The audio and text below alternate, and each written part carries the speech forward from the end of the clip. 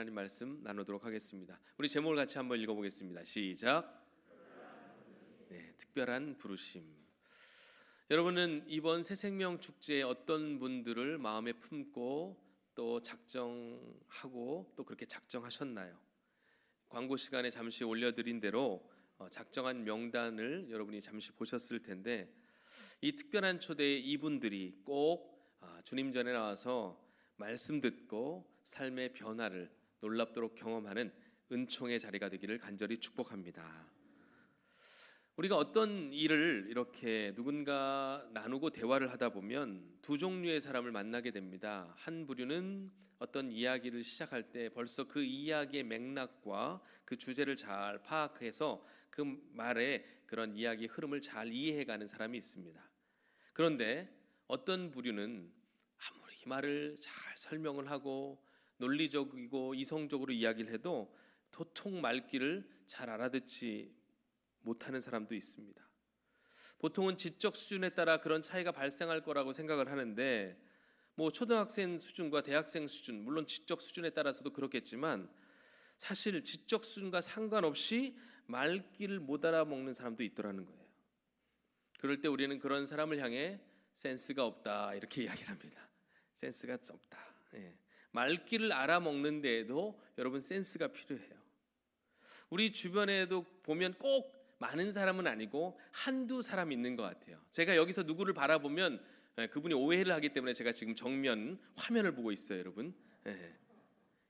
여러분들이 떠올리시는 분들도 계실 텐데, 이때 누군가를 보거나 그러면 오해를 받으시니까 옆으로 눈을 돌리지 마시고 저를 보시기 바랍니다. 그러니까 말귀를 못 알아먹는 사람이 있다는 거예요. 그런데 복음을 전하고 그 복음을 받아들이는 것은 그런 것과는 좀 많이 다른 것 같습니다. 가끔 저에게 복음을 전해달라는 요청을 하시는 경우들이 있어요. 우리 교인 외에도 외부 교인들 중에도 그런 요청을 저는 가끔 받아요. 많이는 아니고요. 예전 교회에 있을 때는 심지어 미국에서도 연락을 받았어요. 제가 이런 사람입니다. 인터내셔널 사역, 미션 처치. 그러니까 미국에서도 막 연락이 와요. 우리 누구에게 이 얘기는 제가 설교 말미에 간증을 하도록 하겠습니다. 목사가 가서 복음을 전하면 자신이나 성도들이 가서 전하는 것보다는 조금 복음을 더 잘 받아들이지 않을까 하는 기대감에서 그렇게 요청하시는 경우들이 있어요. 그런데 어떤 분은 목사가 가서 전하더라도 절대로 복음을 받아들이지 않는 분도 있더라는 것입니다. 특히 죽음을 앞두고 계신 분임에도 불구하고 저 같으면 그냥 믿겠어요. 그냥 믿는다고 하겠어요. 돈 안 드니까. 그런데 그 임종을 앞에 두고서도 절대로 받아들이지 않는 분도 있어요. 참 그런 분들을 볼 때마다 놀라워요. 왜 이런 일이 일어날까? 이런 일은 그러니까 어떤 지적 능력과 그 사람의 대화를 알아듣는 스킬과 센스와는 상관이 없다는 결론입니다. 복음을 받아들이는 것은 이런 것과는 상관이 없는 거라는 거예요. 그러니까 여기서 우리가 다시 한번 확실히 알 수 있는 사실 한 가지는, 예수님을 믿는 것과 믿지 않는 것은, 즉 복음의 수용 능력은 우리에 의해 결정되는 것이 아니라는 것입니다. 마음이 착하거나 순수해서도 아니에요.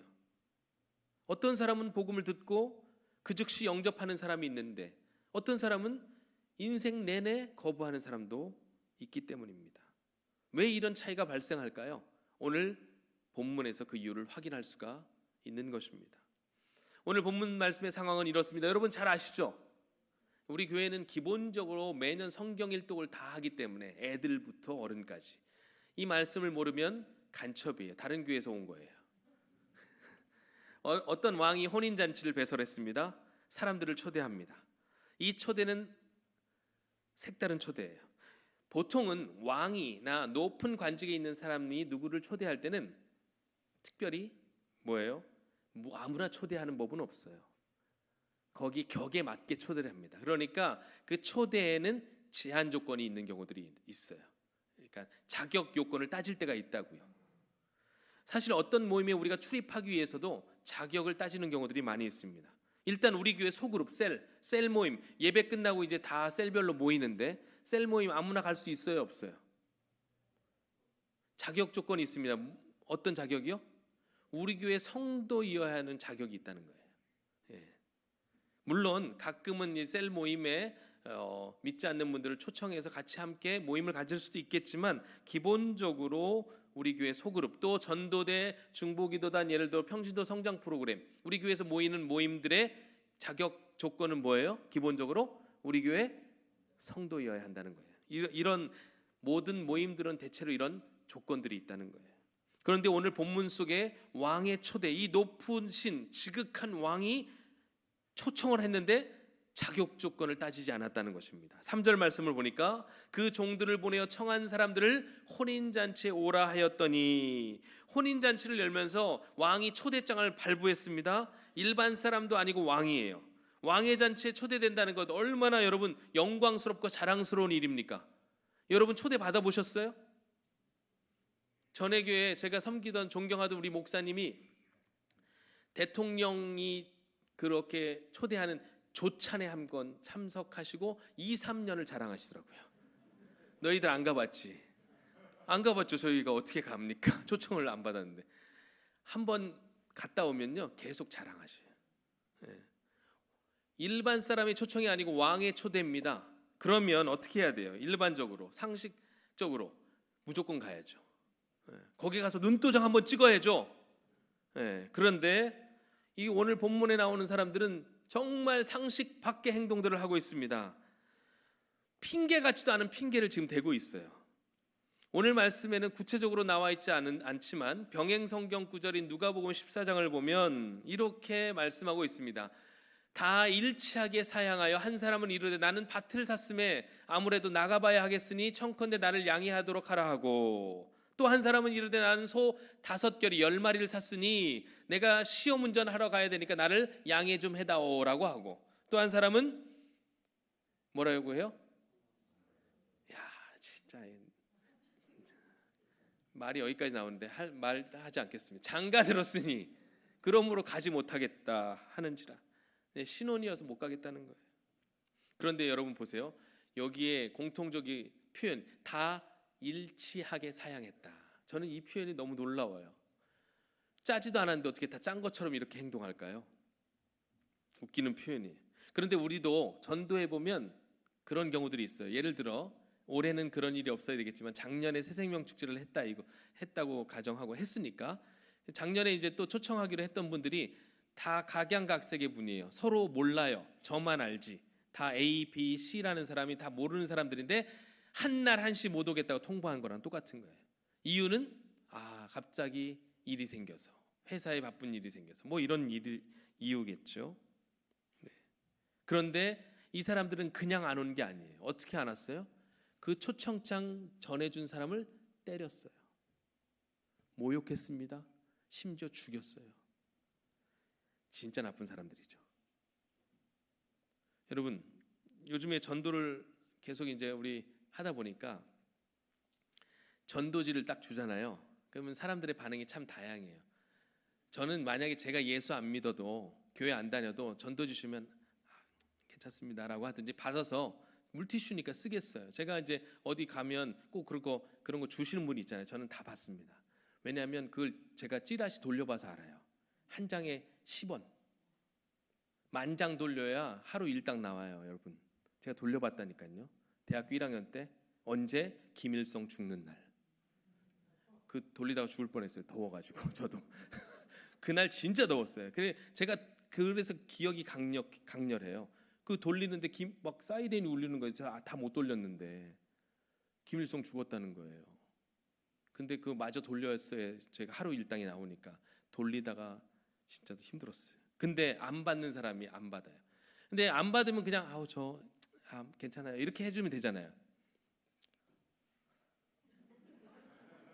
말도 안 해. 또 나이 드신 분이 좀 그러면 제가 그래도 그래요. 근데 젊은 사람 저보다 딱 보니까 다 어려. 애기 데리고 다녀.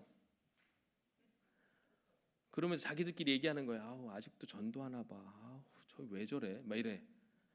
모욕을 줘요. 네. 여러분 그런데 기억하세요. 모욕을 받으면 하늘의 상급이 큽니다. 네, 그걸 생각하면서 견디는 거죠. 아우 가서 그냥 금 줘 이러고 싶지만 그럴 수 없죠. 그죠? 네, 심지어 화내는 사람도 있어요. 내가 이래서 교회 안 다닌다니까. 왜 이렇게 귀찮게 하는 거야 교회는 사람. 그러면 안 받으시면 되잖아요. 그래서 내가 교회를 안 다닌다 막 이러면서 그럼 네 안녕히 가세요. 그러면 쫓아오면서 계속 얘기해요. 네, 이래서 싫다는 둥, 이래서 내가 교회가 안 간다는 둥. 예. 여러분 지금 그런 상황인데요. 왕이 보낸 종들을 그냥 멸시하는 정도가 아니고 모욕하고 잡아 죽였어요. 그러니까 왕이 황이된다 열받아가지고 왕이 화가 나가지고 어떻게 해서 그 동네 불사르고 아무나 데려오라고 해요. 다 필요 없다는 거죠. 예, 그러니까 악한 자 가리지 말고 데려오라는 것입니다. 여기에 여러분 하나님의 특별한 초대를 받은 사람들이 어떤 사람인지를 우리가 확인해 볼 수가 있는 거예요. 정말 한번 따라해 보겠습니다. 아무나였다. 그러니까 어떤 자격 조건을 따지지 않고 하나님의 부르심이 있었다는 것입니다. 사실 엄밀히 따져보면 이 사람들은 자발적으로 왔다기보다는 어떻게 보면 반강제적으로 끌려왔다고 하는 게 맞는 것 같아요.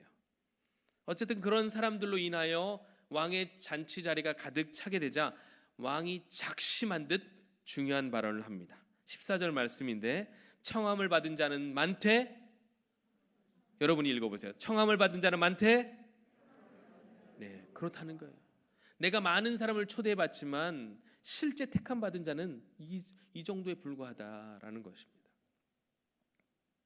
여기서 사람들에게 그 초청장을 전해주었던 사람들은 우리가 흔히 말하는 사도들과 선지자들이라고 할 수가 있겠습니다. 우리 생각에는 베드로가 복음을 전하고 바울이 복음을 전하면 다 예수를 믿고 회개하고 돌아올 것 같지만 바울도 복음을 전하다가 어려운 일 많이 당했음을 우리는 잘 알고 있고요. 베드로도 결국 순교를 당했습니다. 그런데 또 어떠한 경우에는 그렇게 복음을 듣고 반응하지 않을 것 같은 지역이나 사람이 복음을 듣고 놀랍게 반응하는 사람들도 있더라는 거예요. 왜 똑같은 이야기를 듣고 상반된 반응이 나오는 것입니까? 조금 전에도 말씀드렸지만 복음을 전한다는 것은 하나님께서 사람을 부르시는 것이기 때문입니다. 왕이 지금 하인들을 통해서 사람들을 불러냈던 것처럼 복음은 그렇게 하나님의 초청을 우리가 받는 것이라고 이야기할 수가 있겠어요. 오늘날로 말하면 직간접적인 전도의 모든 수단을 활용하여 하나님의 복음잔치에 수많은 사람들을 초대하시고자 하시는 하나님의 뜻과 계획이라는 것입니다. 그런데 문제가 있어요. 왜 사람들은 기본적으로 복음 초청을 거부할까요? 왜 사람들은 그것들을 싫어할까요? 죄성 때문에 그래요. 우리 내면에 있는 죄 때문에. 그래서 이 죄로 인하여 우리의 감정과 의지와 지적인 것, 이 지적이라는 것은 어떤 지식적인 측면이 아니고 하늘의 지혜를 깨달을 수 있는 진리, 그러니까 진리를 깨달을 수 있는 지혜를 의미하는 거예요. 이것이 가려졌다는 거예요. 그래서 복음을 듣고 그것이 진리인 줄 알면 반응을 하겠는데 기본적으로는 그것들이 가려져 있어요. 그래서 초청에 응하지 않는다는 것입니다. 그런데 이게 대부분 일반적인 일이라고 하지만 또 복음 초청을 듣고 거기에 반응하는 사람들도 있어요. 자,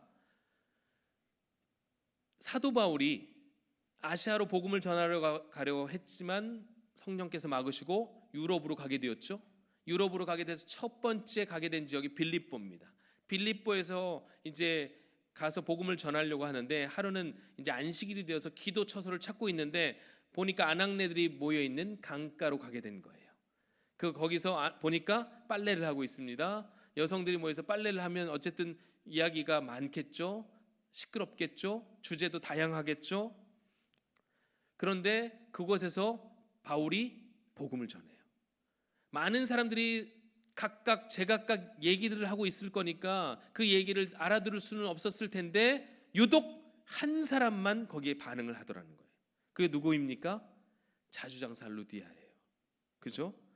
이 루디아가 마음이 착해서 그것을 받아들였습니까? 아니면 그는 늘 복음에 갈급해 있었습니까? 아니면 그 소리를 듣고 그가 이해할 만한 소리였기 때문에, 소식이었기 때문에 복음을 듣고 반응한 것일까요? 성경은 그에 대해 이렇게 이야기하고 있습니다. 사도행전 16장 14절 말씀인데, 두아드야 시에 있는 자색 옷감 장사로서 하나님을 섬기는 루디아라 하는 한 여자가 말을 듣고 있을 때 주께서 그 마음을 열어 바울의 말을 따르게 하신지라. 어떻게 믿게 되었다고요? 성령께서 그 마음을 열어 믿게 되었다라고 이야기합니다. 그래서 이것을 일컬어 특별한 부르심이라고 성경은 이야기하는 거예요.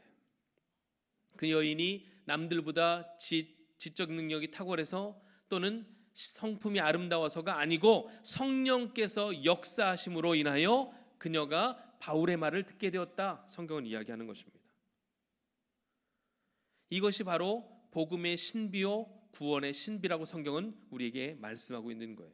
요한복음 1장 10절부터 13절 말씀인데, 그가 세상에 계셨으며 세상은 그로 말미암아 지은 바 되었으되 세상이 그를 알지 못하였고 자기 땅에 오매 자기 백성이 영접하지 아니하였으나, 자, 영접하는 자, 시작, 영접하는 자 곧 그 이름을 믿는 자들에게는 하나님의 자녀가 되는 권세를 주셨으니 이는 혈통으로나 육정으로나 사람의 뜻으로 나지 아니하고 오직 하나님께로부터 난 자들이니라. 아멘. 혈통으로나 육정으로나 집안이 좋아서 또는 사람들의 정 때문에가 아니고 하나님께로부터 났다라고 말씀합니다. 이것은 곧 사람의 의지와 노력이 아닌 하나님의 의지, 한번 따라해 볼까요? 하나님의 열심에서 비롯된 것입니다. 한 사람이 복음을 듣고 예수님을 영접할 하나님의 자녀가 되는 모든 과정 가운데 가장 주도적으로 역사하시는 이는 하나님이시라고 말씀하고 있는 거예요. 하나님의 열심이 바로 저와 여러분을 오늘 이 자리에 있게 하신 줄 믿습니다. 그래서 특별한 부르심이라는 거예요.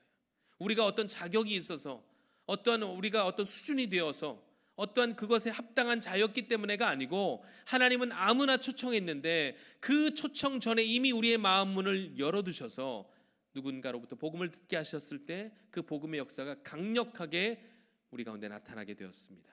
그래서 이렇게 주님 전에 나와 예배하는 자로 살아가게 된 것이죠.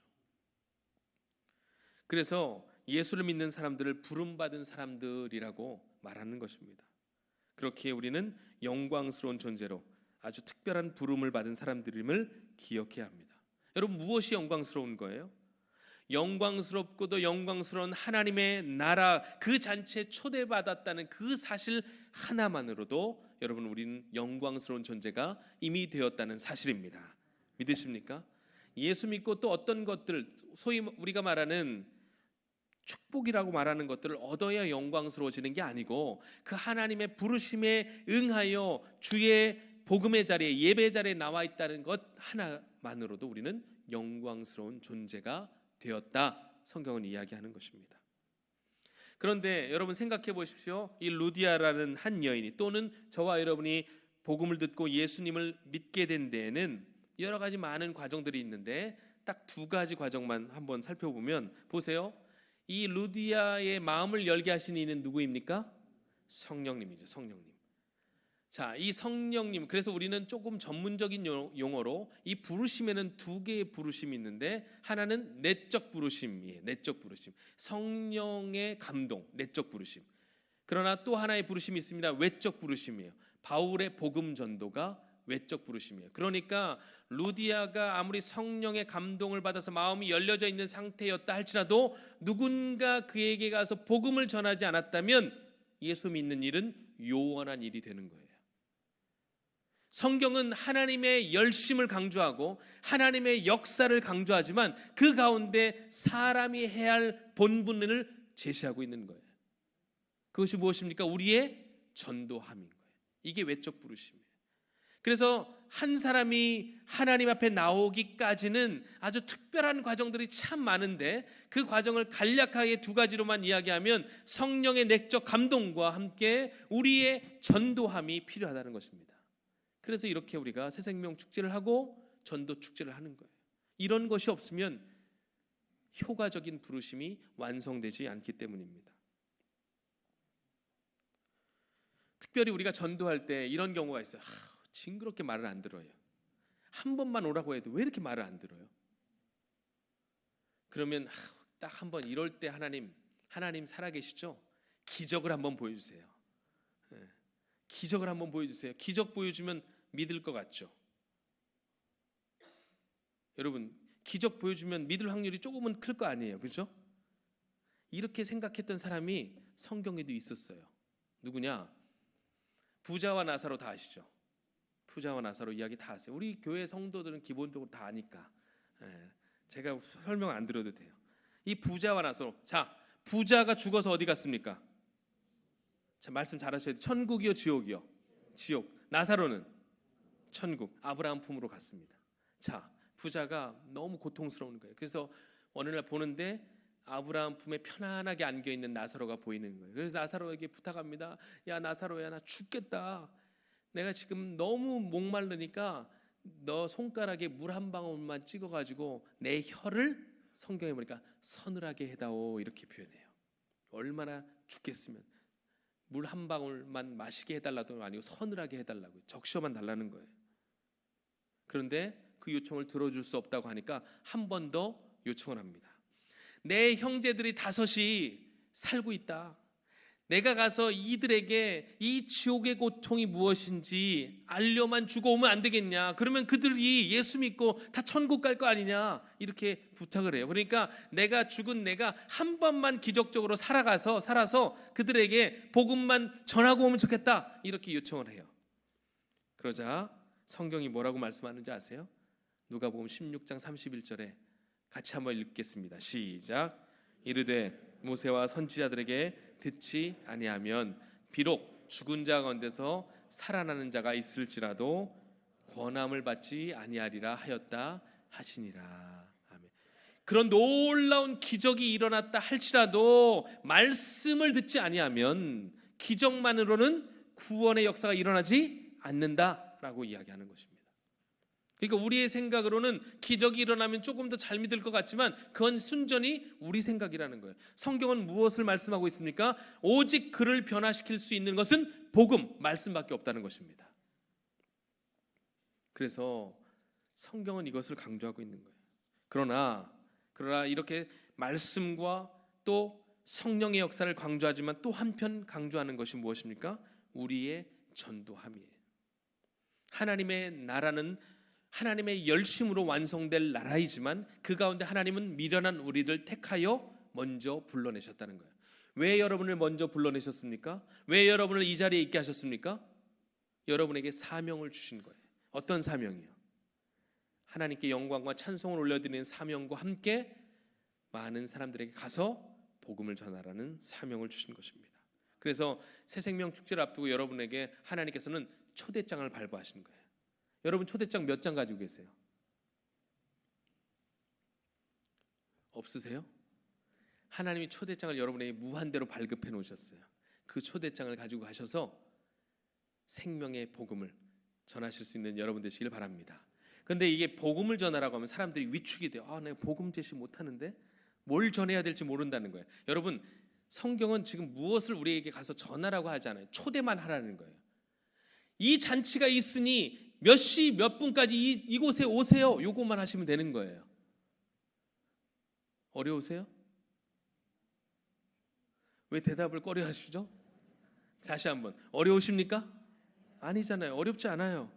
11월 20일 11시 서울중앙교회로 오시면, 제가요 이 앞에 전도하고 있는데 남자분 3분이 걸어가는 거예요. 그래가지고 드렸어요. 그리고 이렇게 이제 우리 교회에서 행사도 합니다. 그거는 이제 구두로 얘기하는데 저에게 그분이 이제 그래요. 그 친구 부르는 것 같아요. 이리 와봐. 그래서 자, 문자를 딱 보여주는 거예요. 저도 보라는 거예요. 저한테 문자를. 그래서 보니까 영등포구 대림로 248 서울중앙교회로 오세요. 이렇게 돼 있어요. 이걸 보여주는 거예요. 자기한테 누가 보내줬다는 거예요. 박경미 권사님이. 근데 지나가다 만난 거예요. 3분을. 그래서 저한테 11월 20일 날 오겠습니다 하고 가셨어요. 놀랍지 않으십니까? 저도 깜짝 놀랐어요. 제가 마지막으로 간증 하나 하고 이제 마치려고 하는데, 예전에 교회에서 있었던 일입니다. 그 교회 이제 순장님, 셀장님이죠. 예, 권사님이신데 저한테 성모병원을 한번 가자는 거예요. 복음을 꼭 전해야 될 사람이 있다면서. 제가 무슨 일 때문에 그러냐라고 물어봤더니 이제 자초지종을 쫙 얘기하시는데, 그 권사님이 가족 일로 미국을 갔는데 우연히 거기서 고교 동창을 만났다는 거예요. 놀라운 일인데, 근데 그 고교 동창 역시 신앙생활을 하고 있는 한 교회 권사님이셨던 거예요. 그런데 이제 이야기를 하다 보니까 자기 엄마가 한국에 있는데 예수를 믿지 않는데 지금 얼마 안 남았다는 거예요. 생이. 병원에 계시는데 꼭 가서 전하고 싶은데 자기가 지금 갈 수는 없고, 그러니까 먼저 네가 들어가면 가서 꼭 한번 우리 엄마 만나서 복음을 전해달라고 얘기를 하는 거예요. 그러니까 이 권사님이 이제 돌아오셔가지고 계속 생각했을 거 아니에요. 근데 본인이 혼자 가서 하기엔 조금 혹시나 그러니까 영빨센 저를, 예, 교구 목사였으니까 그래서 같이 가자고 해서 본인이 부탁받아 놓고 저한테 하라는 거예요. 그래서 제가 이제 복음 제시하러 갔는데, 갔더니 병실에 완전 말라가지고, 예, 음식 섭취도 못하셔서 호수로 영양분 섭취하고 계시고, 그 보니까 따님이라고 하는데 막내딸인 거예요. 그 권사님 동생인 거예요. 예, 막내딸이 병상을 지키고 계셨는데 그분 역시 예수님 믿지 않는 분이었어요. 제가 그때 이제 한참 전도폭발을 훈련자였기 때문에 전도폭발에 있는 내용들을 쭉 전했습니다. 힘드셨지만 복음 제시를 쭉 했어요. 그리고 나서 복음을 쭉 제시하는데 당신은 죄인입니다라고 했는데 그분이 막 우시는 거예요. 병상에 누워 계신 어머니가. 그러면서 복음을 끝까지 제가 쭉 전했습니다.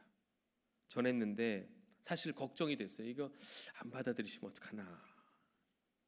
그런데 복음을 다 전했을 때 그 딸을 통해서 조용히 이렇게 이야기를 하시는 거예요. 자기가 평생 불교 믿었는데 죄가 너무 많다. 이걸 어떻게 해결할 수 있냐 얘기를 하시는 거예요. 그래서 다시 한번 복음의 내용을 이야기하고, 이 예수 그리스도를 우리가 믿으면 모든 죄의 문제는 해결이 됩니다. 제가 전한 이 복음을 받아들이시겠습니까?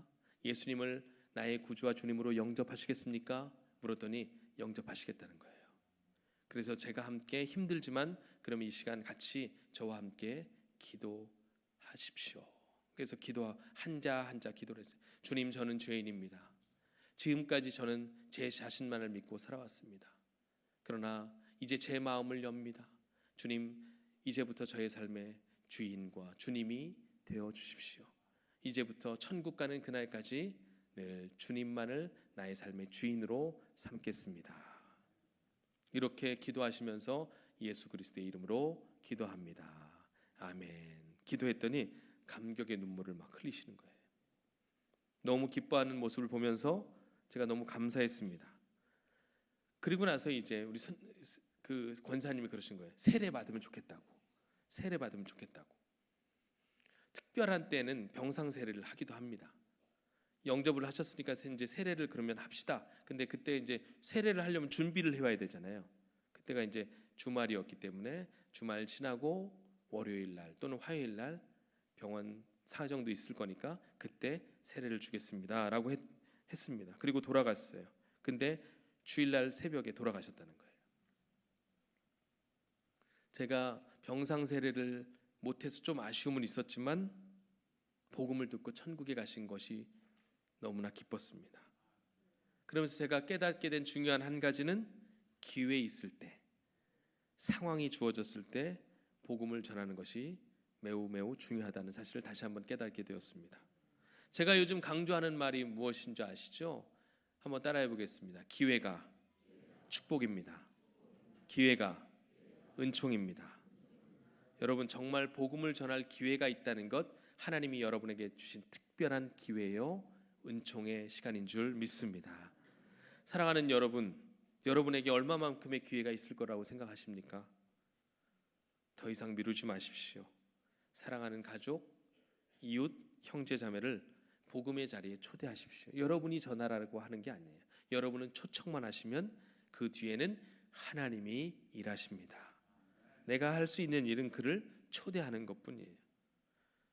나중을 기약하지 마시고 할 수 있는 그때 기회가 주어졌을 이 기회를 선용하셔서 하나님의 놀라운 구원의 역사를 이루어가는 저와 여러분 모두가 되시기를 주님의 이름으로 축복합니다. 아멘. 우리 함께 찬양하고 잠시 기도하겠습니다.